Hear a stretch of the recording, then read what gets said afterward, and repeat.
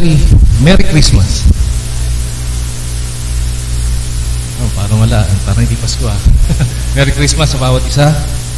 And it's quite an observation coming from Elder na tama nga. Sa mundo natin ngayon, no, aligaga. Ganda ng word. Natutuwa ako sa word, aligaga. Aligaga yung mga tao nga, abala, and ang traffic. No, if I may put it that way, na kung saan, yun na nga, easy ang lahat. Kanya-kanyang mga lakad, kanya-kanyang mga plano, kanya-kanyang siguro mga sipat mamaya, no? Tapos ng gawain. But today, this day is very important as we parating na tayo sa pagdiriwang ng ating kaarawan ng ating Panginoon. So, let me just read to you ang ating teksto na nakalagay sa screen sa Luke chapter 1 verses 26 to 38. Minarapat ko na po na nagdagan para makita natin yung buong context ng ating pag-aaralan for today. So, I'm again inviting everyone na tayo po ay tumayo bilang pag-aaral sa ating pagbabasa ng salita ng ating Panginoon. So I will be reading this one in ESV version, Luke chapter 1 verses 26 to 38. I'm inviting everyone na ito yung pagkakataon natin na ating buksan nating telepono kung wala tayong mga Biblia. And let's read.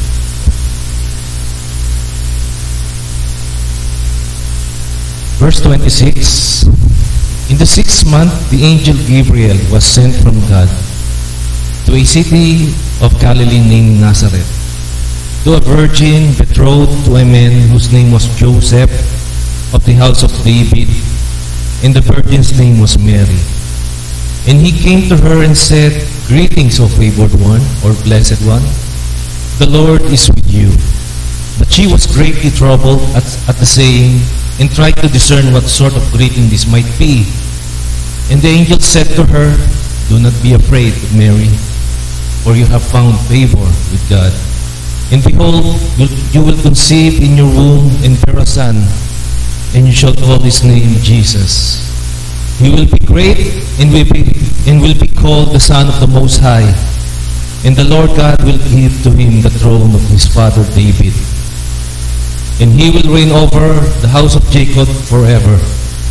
And of his kingdom there will be no end. And Mary said to the angel, How will this be? Or how could this be, since I am a virgin? And the angel answered her, The Holy Spirit will come upon you, and the power of the Most High will overshadow you. Therefore, the child to be born will be called Holy, the Son of God. And behold, your relative Elizabeth, in her old age, has also conceived a son. And this is the 6th month with her who was called barren. Verse 37, For nothing will be impossible with God. Last verse, and Mary said, Behold, I am the servant of the Lord. Let it be to me according to your word. And the angel departed from her. Pwede na po tayo makaupo.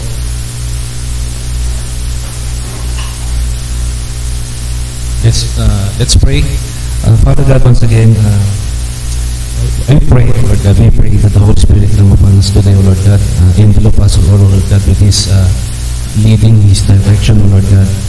At the end of the day, we may found out, O Lord God, the truths behind this particular topic that we are about to discuss. Nawa, O Lord God, dali namin to, O Lord God, sa aming pag-uwi. At mas maunawaan pa namin ang kahalagahan, O Lord God, ang pinatunguhan ng aming tatalakayin for today. At nawa, O Lord God, marami pa rin pong mga kaluluwa today na hindi pa po nakakilala sa inyo ang siyang makalapit, O Lord God, sa pamamagitan ng pananampalataya sa aming Panginoong Jesucristo. Muli, tagubilin po namin lahat. Maraming salamat po. In Jesus' name. Amen. Sana okay na yung slides. So, may pressure sa likod. Okay. So, there's an article, no? Pasimulan ko na. Ang title niya, Kinsenas Katapusan. The life experiences and challenges, ayun makikita nyo sa screen, faced by single mothers. Itong article ito discusses the life of a single mothers in the Philippines. meron po siyang 7 writers who wrote this particular article that deals specifically yung mga single mothers dito sa Pilipinas. It explains that the single mothers have a harder time. Mas mahirap daw yung buhay nila. Balancing life at saka trabaho, obviously, compared to the families na buo. Single mothers oftentimes, sabi dito, have to play both the mother and the father's role, which is a very significant struggle, sabi nila. Currently, dito sa ating bansa, no, sa ating tinitirhan ng bansa, there are about 15 million na Pilipino, single parents, ha? 12, in total ko parang meron 12.8%, no, ng buong sumatotal ng populasyon ng Pilipinas ng single parents. 14 million dito, or 95% dito ang single mothers. Before I continue, wala akong against anything about sa mga single mothers na narito, sa mga nakikinig sa kanila panitahan. I'm just giving you some facts concerning this particular phenomenon na nangyayari sa ating bansa. Continuing, most of these single mothers work in a temporary contract-based jobs, no? Contract workers, no, with no guarantee of a permanent employment. The article aims to raise awareness. Yun lang naman ang gusto nila mangyari, no? To raise awareness about the challenges that these particular single mothers, these 14 million single mothers are facing constantly. Today, ngayon po, we will also talk about a different kind of a story of a single mother. One who conceived through divine intervention, as in the case, napagit ko na kanina, si Mary, the mother of Jesus, sabi nila. Mary, as a background check, a humble peasant girl from Nazareth, and it is honored by many, by millions, no, unfortunately, as the Queen of Heavens, or Queen of Heaven, sorry. In recent years, sa mga nakaraang panahon, debates have arisen within Christianity, particularly between the Roman Catholic Church and the Protestants, tayo po, mga evangelicals, on the issues such as justification, salvation, and the role of particularly of Mary. Mariology, siguro yung ipaalam dito, is the study of the doctrine of Mary, which includes beliefs like the Immaculate Conception, Mary's sinlessness, and her bodily assumption into heaven, and her coronation as the Queen of Heaven, napagit ko kanina. There are also controversies about the veneration, yung parang somewhat worship na rin kay Mary, which some of the evangelical Christians view this as an idolatry. While Catholics, on the other hand, see it as an honoring. Ino-honor lang naman daw nila talaga si Mary, giving her respect as a holy figure. Sa Catholic Church, meron po tayong tinatawag na icon or yung holy figure na kung saan they can actually venerate, no, or somewhat smaller than a small-scale devotion in some sense, no. Now, all of these claims, itong kiniklaim ng Roman Catholic Church, came from one particular verse na nabasa natin. Hindi natin papasahin ulit yung nabasa natin kanina, but in Luke chapter 1 verse 38, in the last verse na nabasa natin, as the angel Gabriel, told Mary that she will have a son who will be the king of Israel forever. And Mary asked the angel, how could this be since siya ay virgin? As the angel answered back, she will conceive by overshadowing by the Holy Spirit. In verse 38, ito yung second part. Dito po nagpasimula ang lahat ng mga nababanggit ko kanina. Lahat ng mga claims na kiniklaim ng Roman Catholic for them to have a warrant or a justification para gawin nila itong mga bagay nito. In verse 38, kung titignan nyo ulit, second part, yung last part, let it be. Yung word na yun, let it be to me according to your word. In other words, yung sinasabi dito yung let it be, or sa Italian na tinatawag na fiat. Fiat, F-I-I-A-T. Alam niyo yung sasakyan na fiat, right? But this one, this is the word fiat. Or in other words, in English, let it be, or so be it. So be it.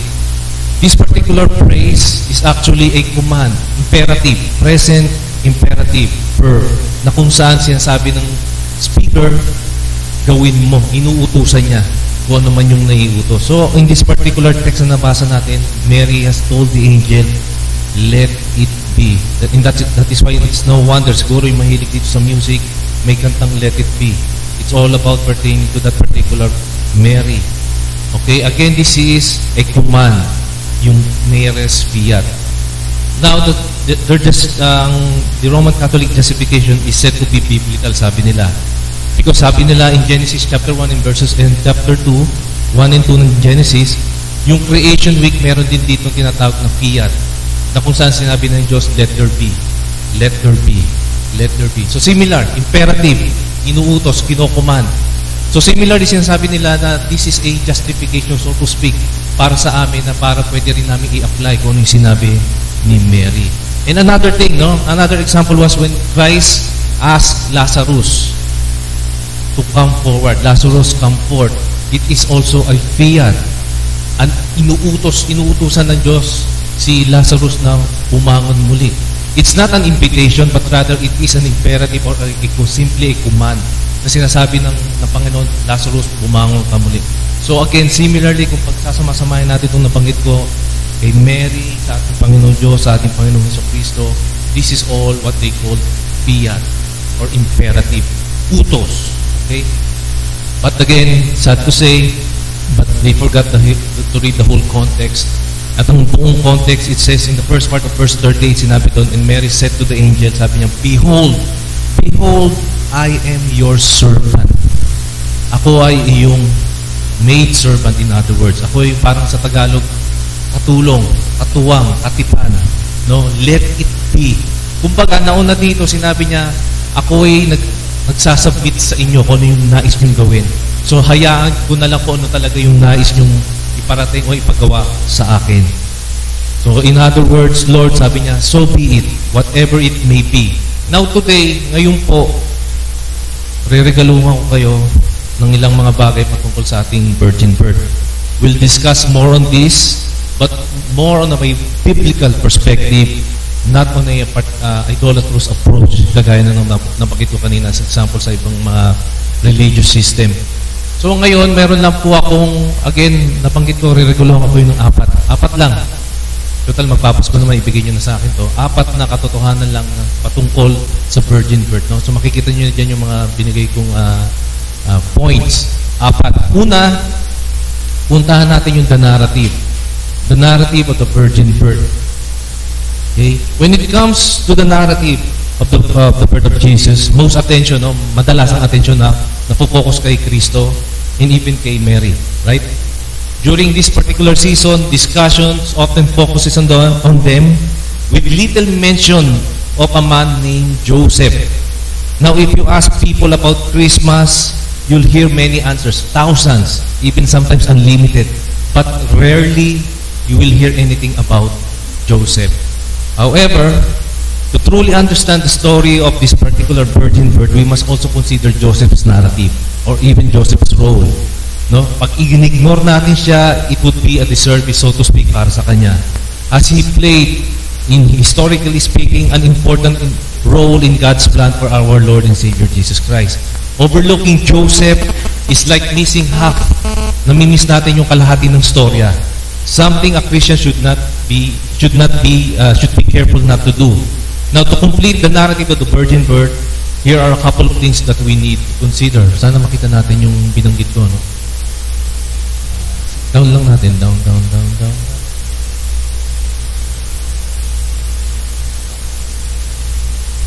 So, narrative, makikita nyo ang ano dyan, spoken or written account or connected events. Sa Tagalog, kwento, salaysay, o tunay na pahayag o pangyayari. Now, hindi natin babasahin, next slide po, hindi natin babasahin lahat ng sa account ni Matthew, yung patungkol sa kapanganakan ng ating Panginoon. No? But rather, ihimay-himay natin yung binabanggit ko ditong narrative. And I do believe na lahat naman dito, alam naman nila yung nangyari kay Mary sa binasa natin kanina. Right now, we will be dealing with yung sa perspektibo naman ni Joseph. So I hope malinaw po yung mata ng iba. So dito isa-isahin natin to. No? Una, I would like you to see yung tinatawag na word dito, yung in verse 18, yung betrothed or yung betrothal. Sa mga Hudyo, this is actually a kontrata. Sa atin dito sa Pilipinas, no, kapag na-engage ka, ang susunod doon, postponement, tuloy yung kasal na, di ba? At after engagement, ikakasal ka na. Pero sa mga Hudyo, during those times, mayroong engagement, which is the commitment. Meron man doon yung betrothal, which is yun na nga, yung contract. Pipirma kasi sila dyan. And then lastly, yung marriage, ito na yung covenant. Okay, in verse 18, let me just read. Now the birth of Jesus Christ took place in this way. When his mother Mary had been betrothed to Joseph, before they came together, she was found to be with child from the Holy Spirit. So itong tinutukoy ko dito, in verse 18, the word betrothed itself, it literally means a contract. May kontrata sila. Now this betrothal period is typically last 1 year. Isang taon. This, by the way, betrothal is more than engagement. No? Parang sa atin, engagement, okay ka na. But here, after engagement, kailangan mo pang pumirma ng kontrata, which is they call betrothal. Again, it typically lasts 1 year. At itong isang taon na to, no? Isang taon na to, there will be ang ruling, ang Jewish law particular dito is no contact whatsoever. Ibig sabihin, they cannot be together exclusively. You know what I mean, no? Hindi nila pwedeng gawin yung mga bagay na usually nangyayari. Even during engagement or prior to engagement, worse, after the marriage, no? Itong betrothal na to is a test of patience. A test of purity na rin at the same time, and even innocence pagdating sa kalalakihan. No? They will be tested for a year na i-reserve nila lahat on that particular day, which is wedding or marriage. Lahat ng mga bagay na usually ginagawa ng mag-asawa. No? But also in this particular contract, nandito rin yung tinatawag nilang divorce.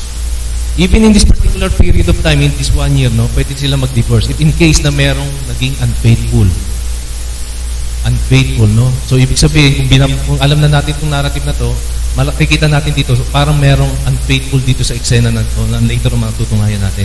Another thing in verse 19, ang sinabi dito, describe si Joseph, and the husband and her husband, Joseph, being a just man.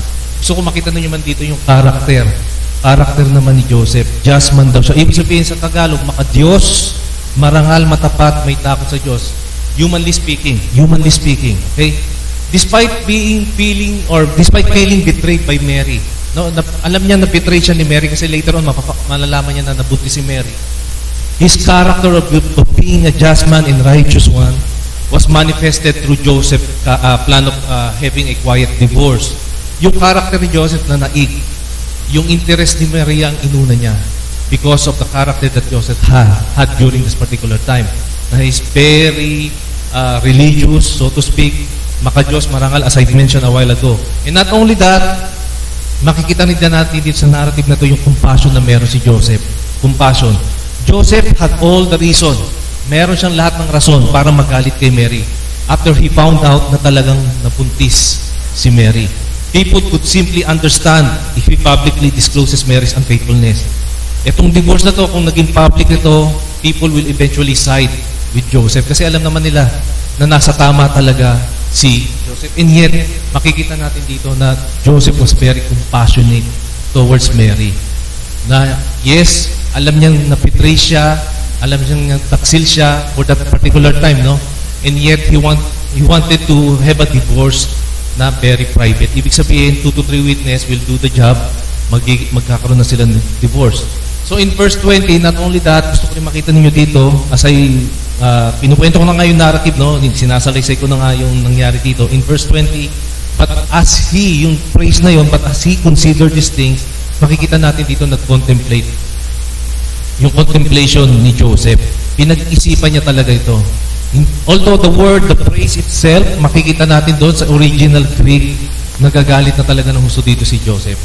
The moment na laman niya na nabuntis or buntis na pala si Mary, he contemplated on these matters, but also at the same time, he was already enraged, furious, nagalit na siya. So sino ba namang hindi magagalit, right? Pinaghandaan ninyo lahat-lahat, mag-aantay ko sa tamang panahon, and yet malalaman mo, ganun ang nangyari kay Mary. But then again, he contemplated on these things that, okay, there's no other way but except to divorce Mary. But on verse 20, makikita rin natin dito, the Lord God Himself commissioned, pinatala niya ang angel Gabriel to appear, let me read in verse 20, an angel of the Lord appeared to him in a dream saying, Joseph, son of David, do not fear to take Mary as your wife, for that which is conceiving her is from the Holy Spirit.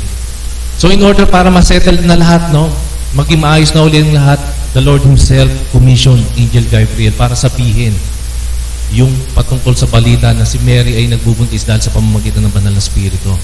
God sent His angel to reveal His plans to them. And not only that, gusto ko makita niyo dito sa narrative nito yung communication, the way the Lord convey His message, yung the manner as to which He communicated this message, no? Unlike the manner in which Angel Gabriel appeared before Mary and Zacharias. Alam naman natin si Mary, no?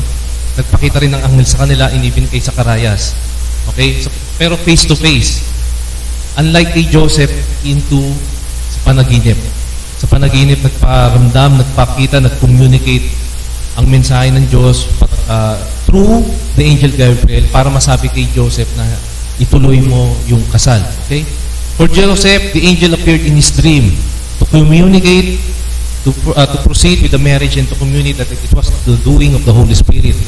God chose to convey His message privately as well in a dream. And we all know, no, all throughout history, no, yung iba sinasabi na nangusap sa akin ng Panginoon sa pamamagitan ng panaginip. Let me just tell you this one. No? The moment dumating na yung scriptures, tapos na po yun. Okay? Nag-cease na rin po yun. So, it may be true for some prior sa pagdating ng scriptures, but to this particular time, dream was also being used by God to convey, to communicate His will para sa mga tao. And not only that, obviously, pag pinag-usapan natin yung narrative na to, we will also have to deal with the conception. Conception yung pagbubuntis na rin ni Mary. The one who was responsible for this conception ay walang iba kundi ang banal na spirito. This is the only first and last conception na mangyayari ito through the Holy Spirit. At lahat, wala na mangyayaring ganitong kakaiba. No, this is unprecedented. This is really a phenomenon, so to speak, na mabubuntis ang isang kababahin sa pamamagitan ng banal na spirito. Okay? In verse 21, sinabi doon, she will bear a son and you shall call his name Jesus. We see here that he knew the gender and even instructed to call his name Jesus. Okay, so the Holy Spirit was the sole responsible for this conception through Mary, at ito ay binalita niya kay Joseph. And then finally, in verse 24 and 25, dito natin matatapos yung narrative na to. Joseph actually complied. Sumunod siya. Pinakita dito yung obedience na meron si Joseph. When Joseph woke up from his sleep, he did. That's the word, no? He did what the angel of the Lord commanded him. Sinunod niya 100%, no? Walang labis, walang kulang. In verse 25, but knew her not. Ibig sabihin, naging faithful siya. Knew her not, ibig sabihin, pag nababasa niyo ito sa scriptures, there's no physical union between the two of them. Inantay niya yung marriage bago nangyari. In this particular moment, inantay niyang manganak si Mary bago sila nagkaroon ng union. Okay? Let me just read again verse 25. But knew her not until she had given birth to a son, and he called his name Jesus. Ito, simple lang. He obeyed the message from the Lord through an angel. He believed the angel of the Lord. He eventually married Mary. He complied at the very end. He complied also by naming the child Jesus. The role of Joseph here is very minimal. Maliit lang. But it has a tremendous impact. Mas maunawaan natin ito later as we continue. Iyan yung aking first na regalo, yung the narrative concerning yung virgin birth through the lens or perspective from Joseph. Now, let's talk about yung the nature. My second gift sa inyo yung the nature of the virgin birth. Now, you've likely heard this phrase from this particular pulpit, no? Whether it came from me or kay Pastor at sa iba pang mga elders and even sa mga guest speakers, no? That Christ has two natures. Naririnig natin yung madalas. He's human and His divine nature, so to speak. He is not only truly God, but alam natin, naririnig natin madalas, but He is also truly man. He is the only one who possesses both natures fully, dalawa. Let me ask you this, no? Would you believe that the only logical reason for Christ to have these two natures all at the same time is through the virgin birth? Ibig sabihin, ang labo, sorry. Maniniwala pa kayo kung sasabihin ko na the very reason bakit mayroong dalawang nature ang ating Panginoon, dalawang likas, is through the virgin birth. Let me explain. Allow me to explain. Una-una, I hope makita natin next slide, yung biological. Let's talk about the biological aspect or perspective sa virgin birth na to. Biological. Next slide. Okay. When we talk about the nature, we have to talk about the biological aspect. So, in biology, there is a study that focuses on the study of chromosomes. Narinig na natin ito, right? Chromosomes, right? Which is called cytogenics. As a disclaimer, no, hindi po ako expert dito, but let me try to explain in our language. Chromosomes, chromosome, ibig sabihin color, while yung soma naman means body. In other words, colored body. Makikita nyo sa image na nandun. Each person, bawat isa sa inyo, tignan nyo yung katabi nyo, merong 46 pairs of chromosomes. 46. 23 galing sa tatay, 23 galing sa nanay. Again, the male produces, ito nga lang pagkakaiba nilang dalawa, an X and Y chromosomes. X and Y. Pasintabi lang, no? Bago natin pindutin yung ibang susunod na slide, makikisuyo lang ako sa bawat isa dito na meron ako mga may bahagi dito na medyo parang sabihin na natin sensitibo. But I do believe I have the obligation, may obligation ng mga elders, si pastor, na ibahagi sa inyo yung katotohanan. Ang male, again, babalikan ko to, ang chromosomes ng male, merong X and Y chromosomes na tinatawag. Sa babae naman, X and X chromosomes. Now, during meiosis, may definition ako dyan. Next slide. Ang meiosis ay isang uri ng paghahati ng mga selula or yung cell, kung saan napapawasan ng mga bilang nito ng mga kromosoma ng kalahati. Makikita nyo sa image, XY sa lalaki, XX sa babae, na nagre-resulta sa apat na natatanging selula or cell ng kasarian either by sperm or egg. Okay? Pasintabi, as I mentioned again, next slide po. Mga susunod, pasintabi na po, sa mga susunod natin makikita ang imahe, medyo, yun nga, napagito kanina, maselan. Yan yung definition ng meiosis. No? But for the sake of truth and clarity, we need to do this. Again, ayan yung meiosis na kung saan yung X and Y at saka yung XX, eventually during fertilization, naghahati po sila. Or even during the meiosis stage, naghahati na po sila. And pag nag-fertilize na, during fertilization, pag-usapan na rin natin itong fertilization, once the sperm, sige po, okay lang pastor, tuloy ko lang.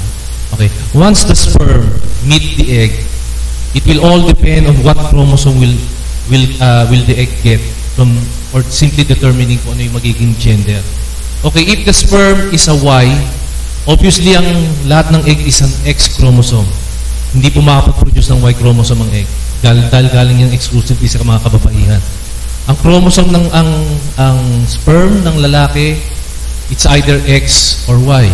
Kung Y and Y sperm na punta sa cell ng babae, obviously ang magiging anak niya is lalaki. Pero kung ang sperm is X at yung sperm na yun mamimit yung cell na X, obviously ang magiging anak niyo ay babae. Now again, bakit ko kailangan sabihin ito? Now let's go back to the virgin birth. If Mary didn't know or didn't have any union with Joseph, this is the big if, no? Big if. If the conception, no, hypothetically speaking, occurred o talagang nangyari without any fertilization, without these things na nabanggit ko, ano kaya magiging gender ni Kristo? As I explained, gusto niyo bang balikan ko? Hindi na. Pero ganito lang, no? Big if. Alam natin si Kristo lumabas male. But as I mentioned, si Mary walang Y chromosome. Walang Y chromosome. But yet we all know, Scripture tells us na si Kristo ay lalaki. Nakikita ko interesado na, no, mga tao. Okay. So if Mary didn't knew a man, or any man, Joseph o sino pa man, and hypothetically speaking, if she was really conceived, definitely ang gender dapat ni Kristo, scientifically speaking, should be what? A female. Pero alam natin na since she was conceived by the Holy Spirit, explain ko later on bakit naging ganito, ang nangyari si Kristo ay lumabas na lalaki. But when Christ came, ito na, He was a male. Alam nyo, sa tingin nyo, ano kaya yung nangyari dito? Something else has occurred. Sinabi dito sa Scripture, the Holy Spirit will overshadow you. He will overpower you, something to that effect. So, ibig sabihin, sa madalit sabi, ang virgin birth, ang pag-conceive ng Holy Spirit kay Mary, the Holy Spirit produces that particular X and Y chromosome para mabuntis si Mary and produce a male, a king, a prophet, a priest na si Kristo. Okay? Again, what are the possibilities of this? Again, let us go back sa creation. When God created Adam, okay, Let me read Genesis 2 verse 17. Then the Lord God formed the man of dust from the ground and breathed into his nostrils and breathed the breath of life. It is safe to assume that God created kay Adam yung X and Y chromosome. Okay? Paano naman si Eve? Saan pa kinuha si Eve? Sa rib, di ba? Alam natin yung ribs yung pinakamabilis mag-regenerate kapag nabalian man yan o nasira. Sa lahat ng mga 200, other than the 246 bones na meron ng tao, yun ang pinakamabilis mag-regenerate. But not only that, si Eve, saan pa kinuha again sa rib? Pero again, ang chromosomes na meron si Adam was only X and Y. So, sino kaya nag-produce ng X and X para ma-produce si Eve as a female? Again, it is the Holy Spirit. Okay? Eve should have been also a male. But again, we all know that she is a female because the Lord called her women. Women. Okay? Not men, but women. Again, this is all the supernatural work ng Diyos and through the Holy Spirit. Then they were as they were, right? An important thing to remember, next slide. The chromosomes that the Lord God brought to both Adam and Eve were called the free fall, or yung bago sila nagkasala. Free fall chromosomes, according to the Westminster Confession of Faith, na madalas na re-review, na pinag-aaralan Bible study ni Elder Ramil during, I think 2 years ago, kung di ako nagkakamali. Nandyan po actually yan.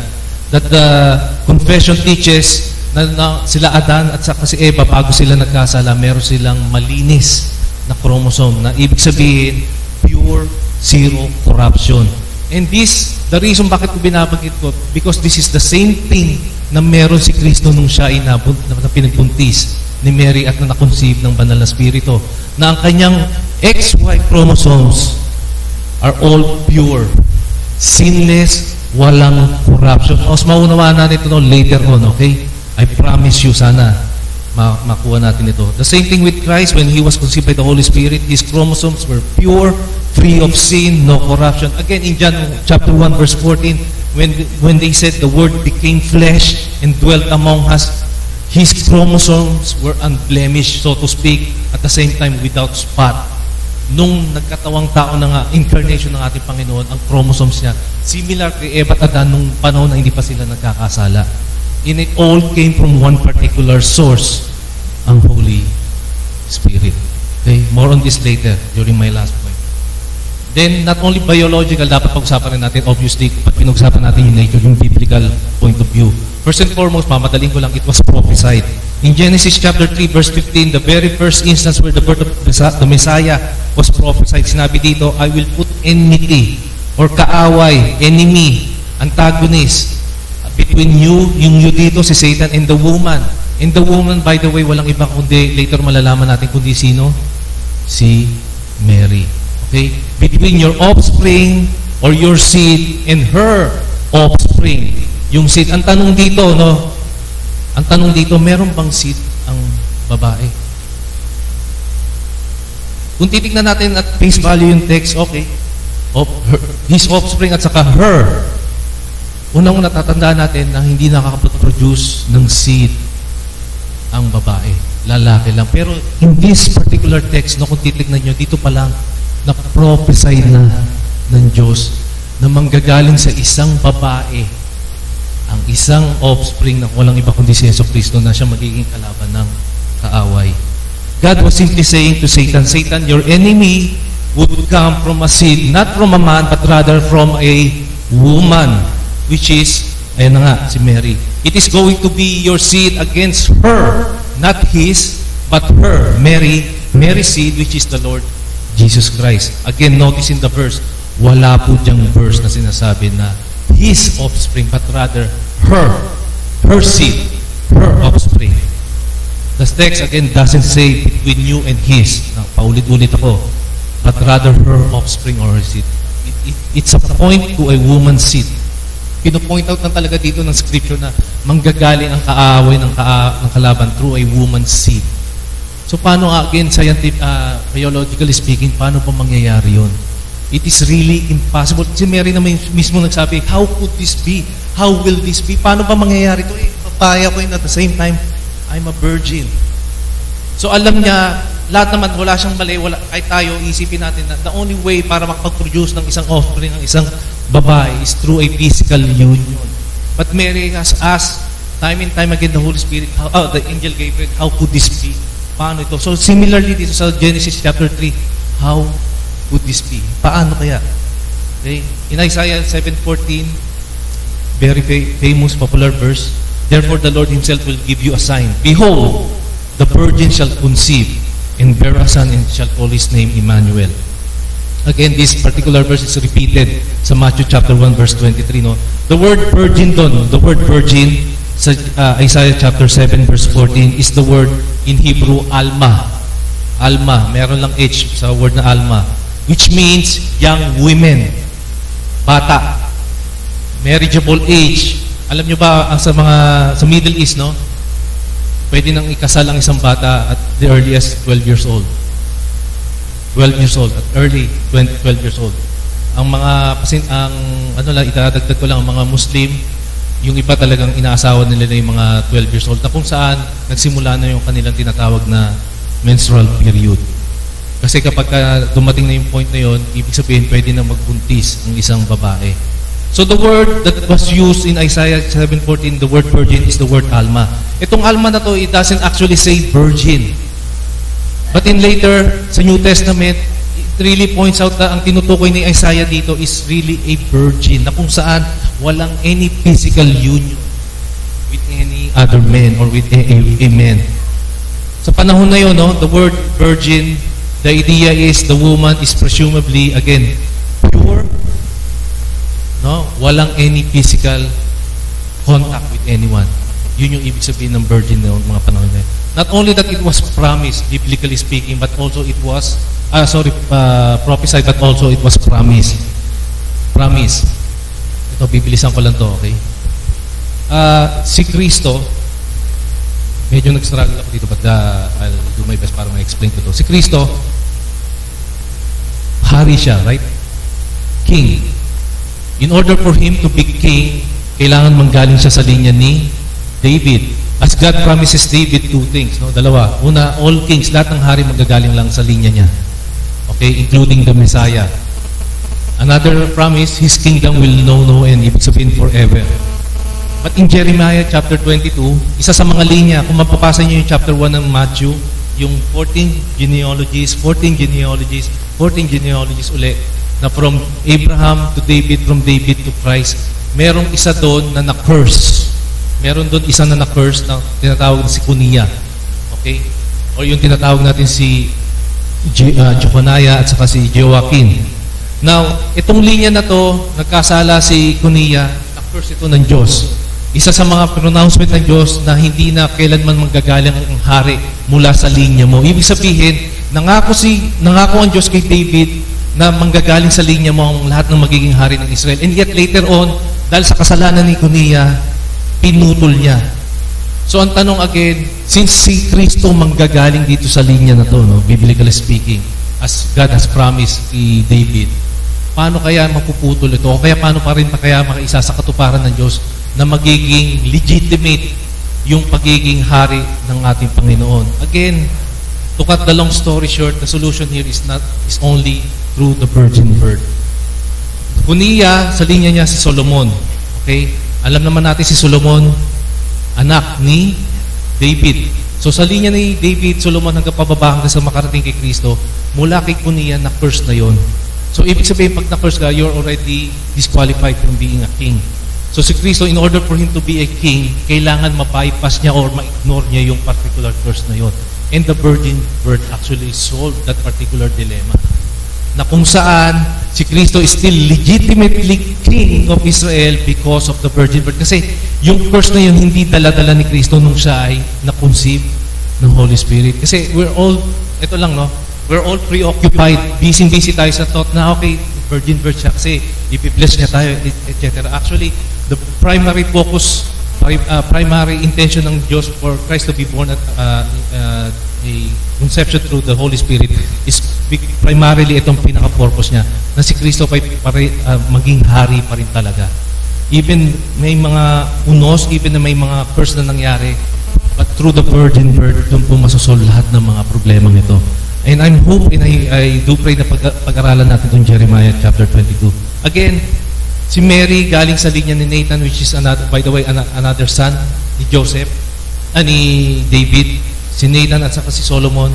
Sa linya ni Nathan, doon ang galing si Mary, na makikita natin sa Luke chapter 2. Kaya yung genealogies doon, lahat doon puro lalaki except for one, si Mary. Sa Matthew chapter 1, makikita nyo lahat doon, di niya puro lalaki. From Abraham to David, from David to Christ, lahat doon puro lalaki, kasama doon si Joseph through the line of Punia. So, anong ibig sabihin dito sa nature na to? Okay, the nature of the virgin birth simply points us both to the human and divine nature na binabanggit nga natin kanina. As I've mentioned during my introduction, madalas natin naririnig, no, na si Kristo fully man or truly man, truly God, na meron siyang dalawang natures, na banggit ito ni Elder Ramil last week, na may dalawa siyang nature, human at saka divine. In order para ma-validate natin ito, we have to understand saan pagaling itong mga terminology ito at ano yung mga possible evidences na mayroon para may support natin itong claim na to. Again, the nature of the virgin birth simply points us both to the human and divine nature of Christ. Christ, in order for Him to be fully or truly human, He has to undergo, pakinggan natin, He has to undergo by the natural law, which is in this case ay conception. Kailangan niya pa rin, kung gusto niya talaga maging truly man, kailangan niya pa rin siya ipanganak.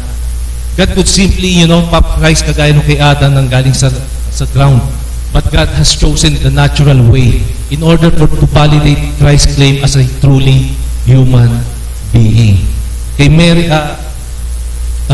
He must be conceived supernaturally, born of a flesh but without sin. Again, sa kabilang banda naman, for Christ, in order for Him to be truly God, ito naman, for Him to be truly God, He has to be begotten by the divine.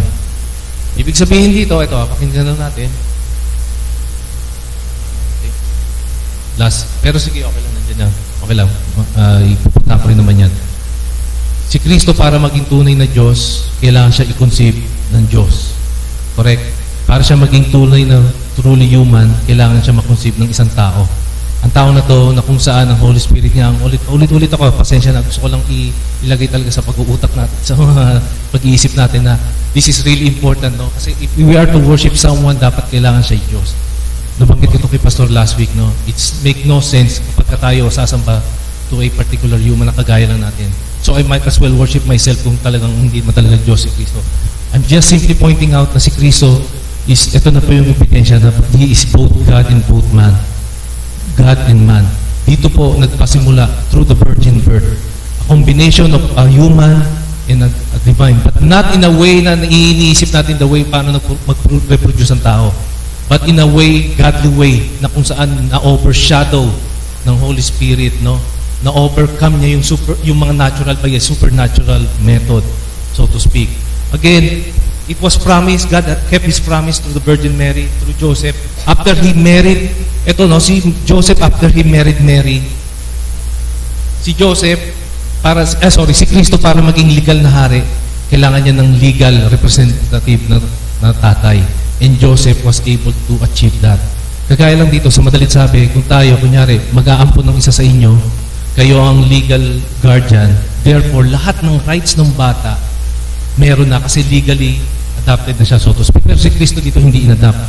But nonetheless, kaya sila nagpakasal, kaya rin sila talaga tinuloy na magpakasal para yung linya, legitimacy na pagiging hari niya, legitimacy na pagiging tao niya, was all consummated dun sa pagkakasal nila Mary at saka ni Joseph. Si Mary naman din, on the other hand, after si Mary at Joseph, Jesus received all the biological rights to be the King of Israel. Kasi makikita, matitrace sa lahat ng descendants ni Kristo, naggaling siya sa royal line ni David. So both Joseph and Mary played a very big role para maisakatuparan nitong kingship ng ating Panginoon. So nagets ba? Ulit ako? Hindi. Okay, let's go sa pangatlo kong regalo.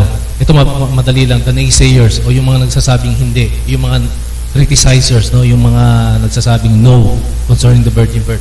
Now, many people today question, the virgin birth. Many of them even reject the idea, finding it difficult to accept such a miraculous event. To some, sa iba, it may seem unbelievable or even unrealistic in a world that leans heavily on logic and even science. However, for those who believe in the truth of the Scripture and the power of God, the virgin birth is not a mere myth.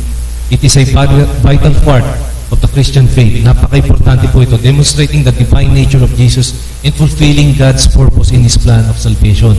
So who are these naysayers? Magbibigay lang ako ng ilang examples. Una, yung mga critics. Nabanggit ko na nga. Critics are individuals or groups whose primary role is to offer feedback, whether positive or negative, most of the time negative, by sharing their honest opinions and perspective on a given matter.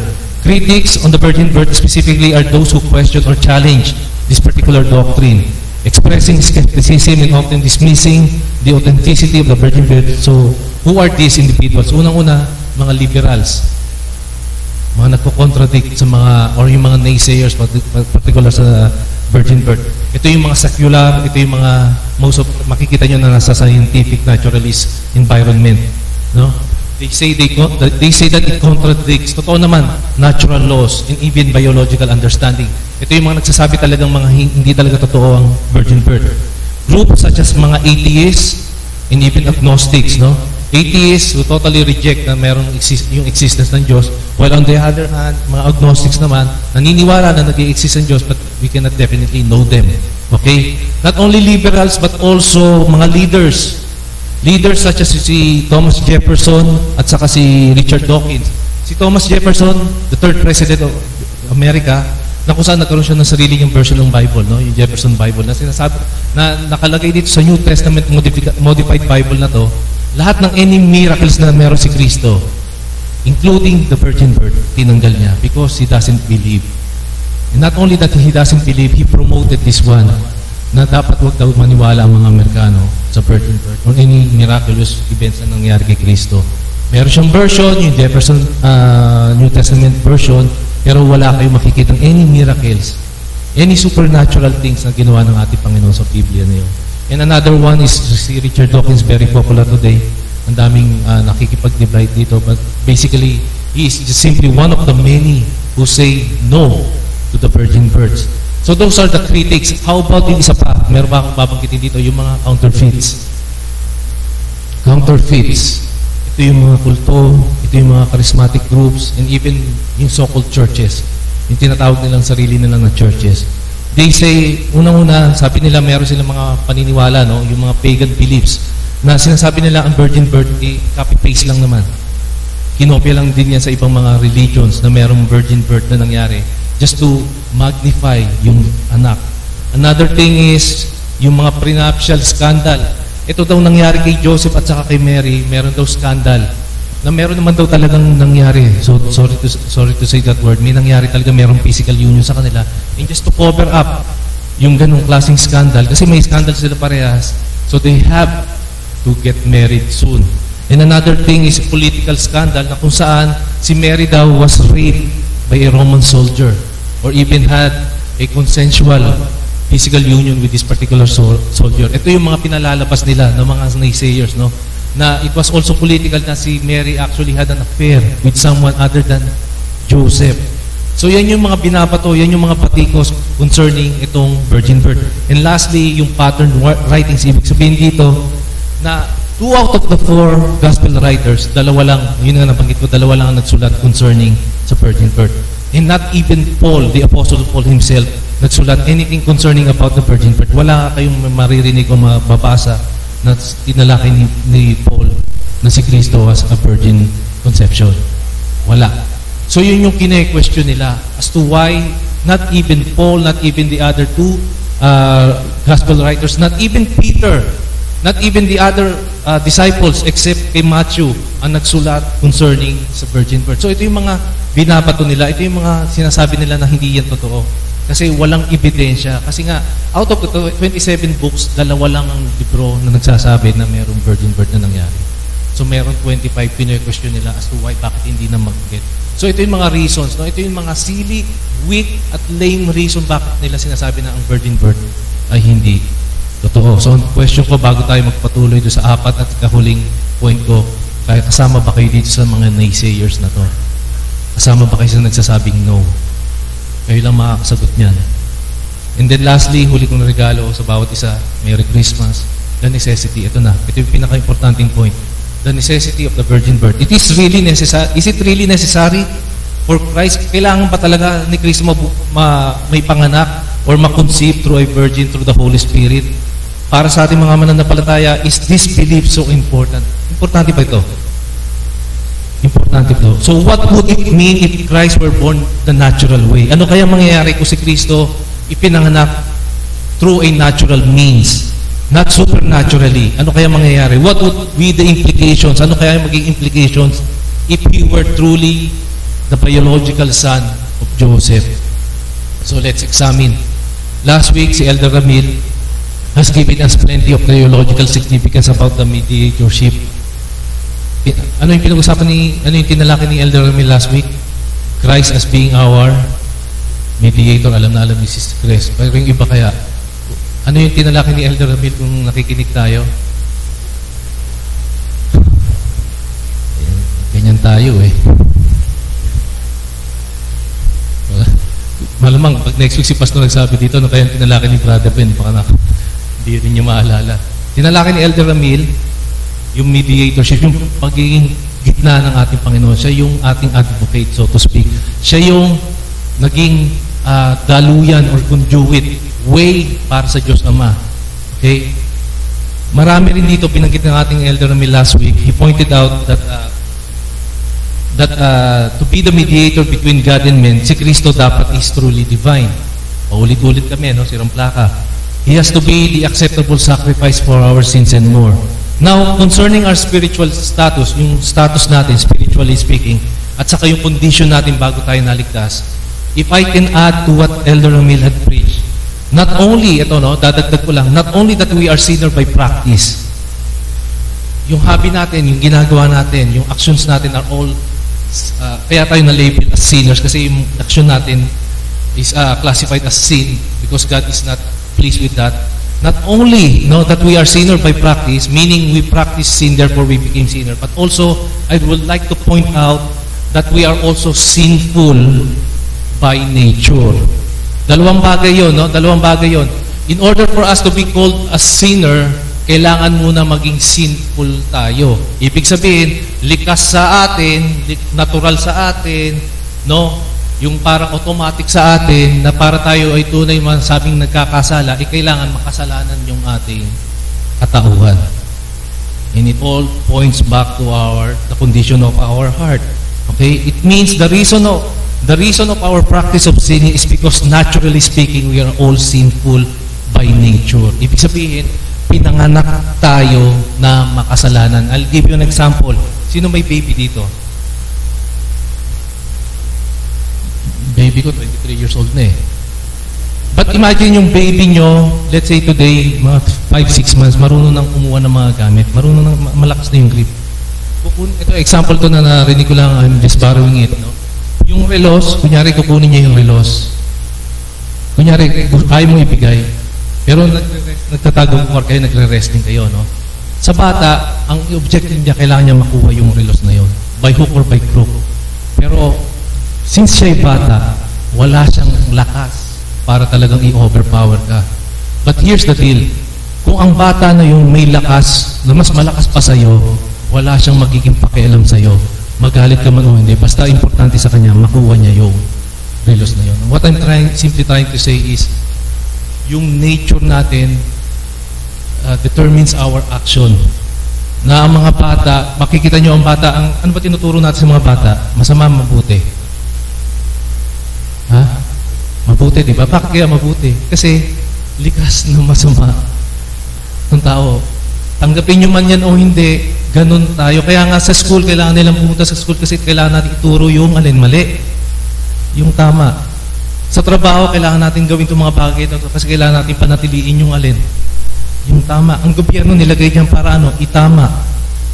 At iba-iba pa ang pulis nandiyan para itama, ma-maintain yung peace and order. Kasi, again, wala yung mga bagay na yun kung naturally okay tayo. Hindi kailangan yun. But naturally, we are all sinful again by nature. Therefore, itong economy na may ginawa ng Diyos, makikita at makikita natin hanggang sa tayo ay umuwi, hanggang sa siya ay dumating. So, yun lang ang point ko, that we are all not only sinner by practice, but also sinful by nature. Okay, hindi natin gagawin ang mga bagay na to kung hindi likas ito sa atin. Sabi nga, ang baboy hindi matutulog sa gilid kung hindi talaga siya baboy. Na pagkakakain niya, busog na busog siya, makikita niya sa corner, tulog na tulog. The pig is just simply doing what his nature tells him to do. Okay, similarly, lahat ng mga hayop, lahat ng ibang mga bagay, no, mga bagay, mga hayop na lang tayo, ginagawa lang natin yung mga bagay na nagagawa natin because our sinful nature dictates or sinasabi na yun ang gagawin nyo. But kay Kristo, He was, ito, babanggitin ko na, the necessity of the virgin birth makes Christ immune. Ibig sabihin, hindi siya tinatablan. Again, ulit-ulitin ko, yung chromosome o yung pagkakalikha, hindi tama yun. Yung pagkapanganak ni Kristo, yung pagkakonsip kay Kristo nung nagkatawang tao siya, wala siyang ganitong sinful nature. So therefore, He cannot sin by any means or any practices. Kasi ang likas niya is holy. Ang likas niya is divine. Ang likas niya, wala siyang ibang nais gawin kundi papurihan, sambahin, hindi sambahin, papurihan, i-honor, i-glorify ang kanyang Ama. Wala na pong iba. Kasi ang likas niya is totally opposite. Complete opposite. No pendulum swing, magkaiba yung nature natin at saka sa nature niya. So therefore, yung pinanganak si Kristo, He was immune in this particular sin na meron tayo na later on, makikita natin ano ba ito. So again, last week, nabanggit ni Elder Ramit, yung mga terms like righteous, truly man, truly God, we are sinners. Christ is definitely not. So the question is Christ really righteous? Was He sinless? Because of the virgin birth? No. He was not only sinless because He was also immune from any types of sin. Kaya nga, sinabi dito, in Him, no sin, He did no sin, He knew no sin. Pero sa atin, kapaligtaran, we knew sin, we did sin, in us is all sin. So the question is again, is He really righteous? The answer is yes. Because Christ was immune to the same nature and practice that sinner like us have when we were still in darkness. And the virgin birth accomplishes these truths towards the nature of Christ. On the other hand, nabanggit ko na, we did sin, we knew sin, and in us is all about sin. We weren't immune to sinning because we are by nature, again, sinful. Sinful. So why was He immune? Bakit ba siya immune? The simple answer is because of the conception ng Holy Spirit sa Kanya. The Holy Spirit, again, during the creation, as He hovered around the waters before the earth was formed, no, together with the Father and the Son, they created everything in 6 literal 24 hours day. From day 1 up to day 6, it was all good. It was all good, including si Eva at Adan, perfect, sinless, no corruption, no sin. Now, without the virgin birth ni Kristo, He will not be immune at all. Yun lang ang nice kong i-point out dito. Kung wala yung virgin birth, kagaya lang din natin siya na makasalanan. Okay? Sa Matthew chapter 4, 3 beses pa siya tinempt ng kaaway. Kung hindi siya immune, magpo-fall siya doon. Maari sa first pa lang na tempt niya, bumigay na siya.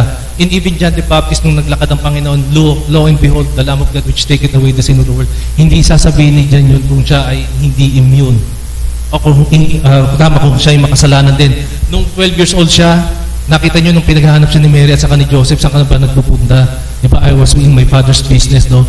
Kung si Kristo, tao lang noon at hindi Diyos, He will be committing the commandment which is honor your father and mother. He will immediately dishonoring his own father, his biological father and mother on the spot. Okay?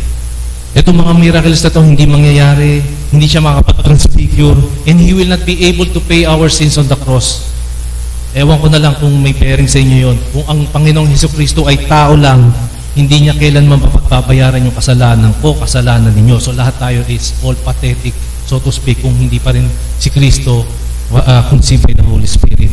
He will remain on the grave. By the way, walang resurrection na mangyayari. He will remain dead up to this very point kung hindi si Kristo immune.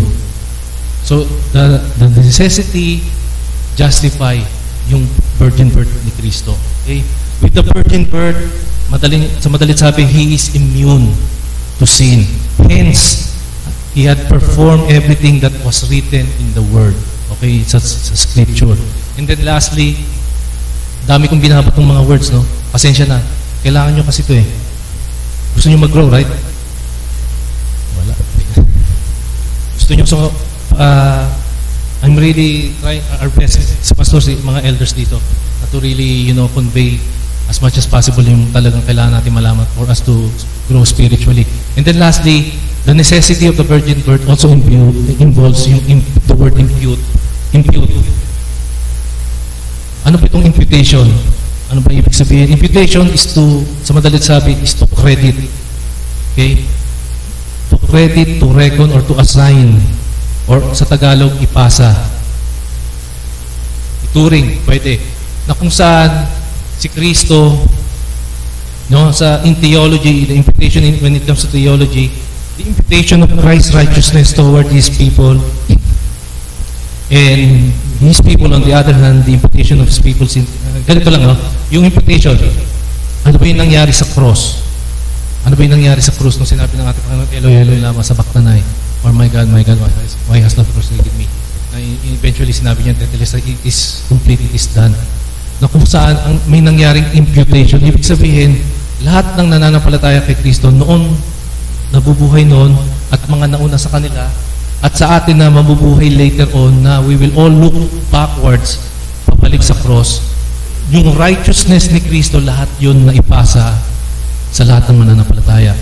Ganon din naman sa kabilang banda, instantaneously, lahat ng mga kasalanan, lahat ng nananampalataya sa kanila, lahat ng karumihan natin, lahat ng kabulukan natin na ipasa naman kay Kristo dun sa cross na yun. Nagets nyo? Nagpalit ng kalalagayan. Na si Kristo dating immune, ngayon hindi na kasi tinanggap ni Kristo lahat ng mga kabulukan natin. Samantalang lahat ng katuwiran na meron siya, ibinato niya lahat sa lahat ng mananampalataya na naniniwala sa Kanya noon, ngayon, at sa darating pa, 2,000 years ago, lahat ng mga naniniwala sa Kanya. Lahat ng katuwiran ni Kristo, ibinigay niya, kaya ngayon nakakaharap tayo ng may kapayapaan mula sa Diyos Ama. All because Christ's imputation through the virgin birth. I hope and I pray na maunawaan natin ito, Kasi, bakit kailangan gawin ni Kristo ito? Because of the original sin. Kung makikita nyo sa board. Whether you believe this one or not, when Adam sinned, nung nagkasala si Adam, pinasa ni Adam lahat yung guilt ng kasalanan. Okay? Not only that, yung mismong inimpute ng Diyos as part of His judgment sa lahat ng tao na lahat ng ipapanganak after Adam is naturally will be sinful. So, the manifestation of being a sinner is just simply a matter of time kasi magre-reflect naman niya kasi ang likas natin talaga is sinful. So, si Adam, hindi lang siya nagkasala. Actually, nagkasala si Eva. Di ba? Tinukso niya lang si kaya talaga mga babae. Anyway, si Adam yung nag-represent. Siya yung umako. Ang Diyos Ama rin na nagsabi na ang nagkasala talaga is walang iba kundi si Adam. Although si Eve yung talagang naging source. Although may iba pang source, hindi ko natatalakayin yun. But the point is, yun na nga, yung original sin was also passed sa bawat isa sa atin. Again, hindi ko na kailangan explain. Pinanganak tayo cute, pero out of that cuteness, meron masamang evil doon sa puso natin na lahat gagawin natin para lang mapasa atin yung mga bagay na gusto natin. Unfortunately, wala tayong ganung kalakas. Wala tayong ganung wisdom. But anyway, original sin was passed also, imputed unto all of us. Unfortunately, and that is why, deliberate to, kasi that's why, when sinabi ni Kristo kay Nicodemus, you must be what? Born again. Unless hindi mo makikita yung kaharian ng Diyos. Kaya, inilagay ito for all of us later on para ma-born again. Ganun lang yun. Kailangan natin ma-born spiritually. Okay? Our problem was the sin of Adam na napasa nga, na-impute. When God said, you will surely die, kapag kinain mo to, yung si Adam, nung kinain nila, his physical and spiritual condition now became corrupted. Yes, hindi nga namatay si Adam on an instant during that time, but his spiritual has already died during that time. His body was no longer eternal, but temporal. Mamamatay na siya. Mamamatay din siya. Their souls were no longer again spiritually alive, but already separated from God. That's why Paul says we are dead in our trespasses, no? And separated from God, because like it or not, we inherited Adam's original sin. It was also imputed unto all of us. For Christ it wasn't so. Kay Kristo nung siya ay nagkatawang tao, hindi nangyari to, hindi na ipasa yung original sin because of the virgin birth.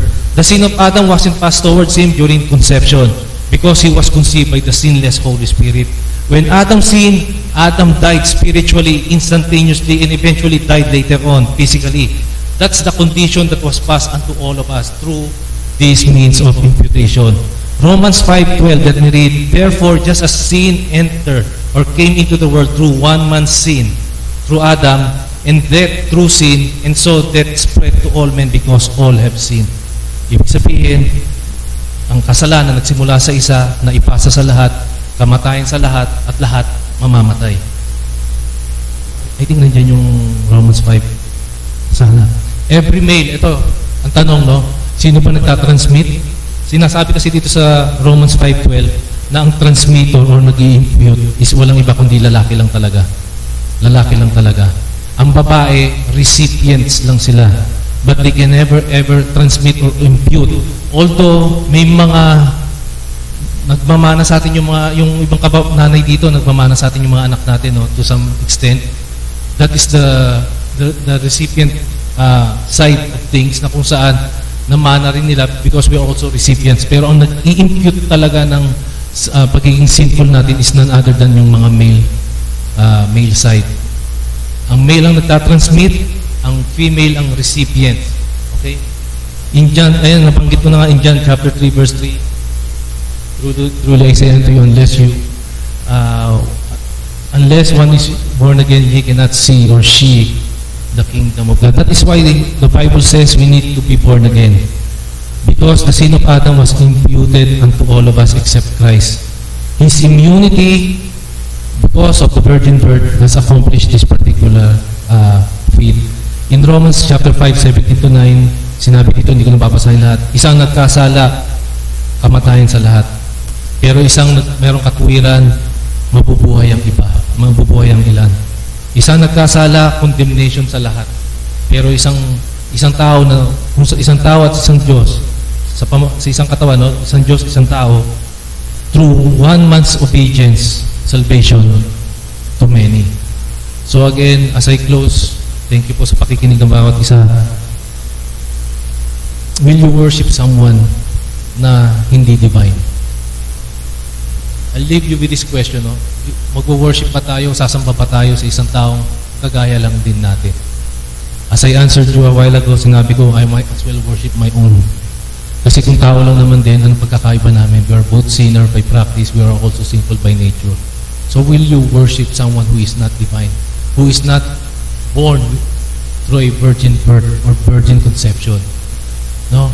Lahat ng kasalanan ni Adam, unfortunately, pinasa sa atin ng Diyos. Pero meron tayo pag-asa because Christ's righteousness will be imputed unto all of us if we, may condition, if we believe His word. So let us pray.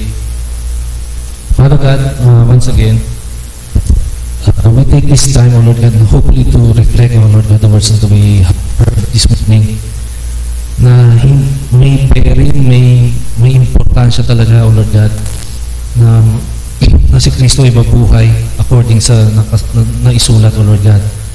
Na hindi lang yung kanyang pagiging hari, napaka-importante rin sa pangako na binigay niyo kay David na maitutuloy pa rin to through the virgin birth, maging sa magiging sitwasyon namin spiritually na kung hindi nangyari itong mga bagay na ito, therefore ang aming sinasamba is also similar to us. But ganun pa man, O Diyos, ang salita niyo ito to, kayo ang yung wisdom niyo kakaiba, O Diyos, hindi kailanman maiisip ito ng tao na through your infinite wisdom, O Lord God, Thou hast, O Lord God, ordained things that are very admirable na talagang magmamarvel lang talaga po kami. And we are right now marveling at the very truth of the virgin birth na aming Panginoon. That we are all singing earlier this morning concerning Christmas songs, and yet even without possibly realizing na hindi pa namin talaga fully nagagrasp yung katotohanan concerning this particular conception. And now, hopefully, O Lord God, may naunawaan po kami today na Thou hast ordained these things, O Lord God, for Thy glory and for our good. Again,